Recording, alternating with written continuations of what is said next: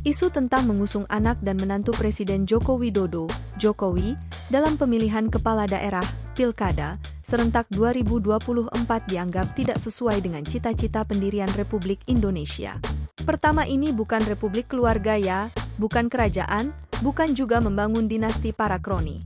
Jadi aneh saja kalau terjadi perubahan yang luar biasa di era Jokowi dengan menempatkan keluarganya. Kata pakar hukum tata negara, Ferry Amsari, dikutip dari program Kompas Petang di Kompas TV, Kamis, 14 Maret 2024.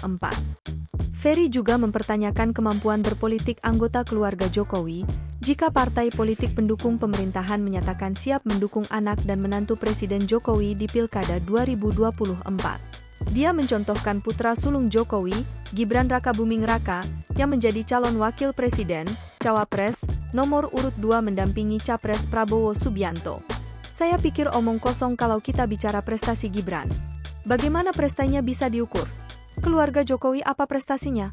Bukankah Gibran baru 2 tahun? Belum ada nilainya itu untuk dianggap sebagai layak punya kapasitas, ucap Ferry. Sampai saat ini berembus wacana menantu Presiden Jokowi, Rina Gudono, diproyeksikan buat menjadi peserta dalam Pilkada Sleman 2024. Sejumlah partai politik pendukung pemerintah menyatakan bersedia memberikan dukungan politik jika istri anak bungsu Jokowi, Kaesang Pangarep, itu maju dalam Pilkada. Sedangkan Kaesang juga disebut-sebut bakal diproyeksikan bersaing dalam Pilkada 2024.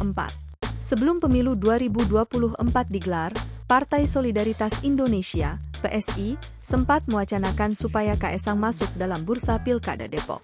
Kini berembus kabar Kaesang bakal diarahkan buat bersaing dalam Pilkada Jakarta 2024.